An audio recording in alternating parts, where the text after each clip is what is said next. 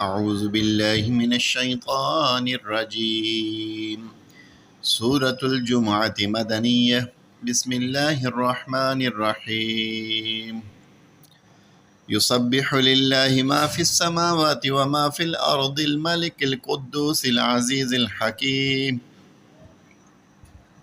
هو الذي بعث في الأميين رسولا منهم يتلو عليهم آياته ويزكيهم ويعلمهم الكتاب والحكمة وإن كانوا من قبل لفي ضلال مبين. وآخرين منهم لما يلحقوا بهم وهو العزيز الحكيم. ذلك فضل الله يؤتيه من يشاء والله ذو الفضل العظيم. مثل الذين حملوا التوراة ثم لم يحملوها كمثل الحمار يحمل أسفارا.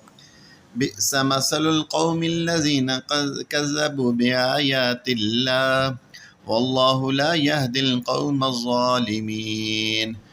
قل يا أيها الذين هادوا إن زعمتم أنكم أولياء لله من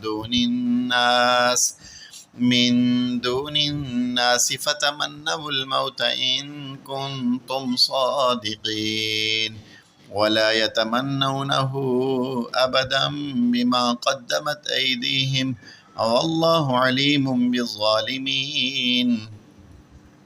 قل إن الموت الذي تفرون منه فإنه ملاقيكم ثم تردون إلى عالم الغيب والشهادة فينبئكم بما كنتم تعملون. يا أيها الذين آمنوا إذا نودي للصلاة من يوم الجمعة فاسعوا إلى ذكر الله وذروا البيع ذلكم خير لكم إن كنتم تعلمون. فإذا قضيت الصلاة فانتشروا في الأرض وابتغوا من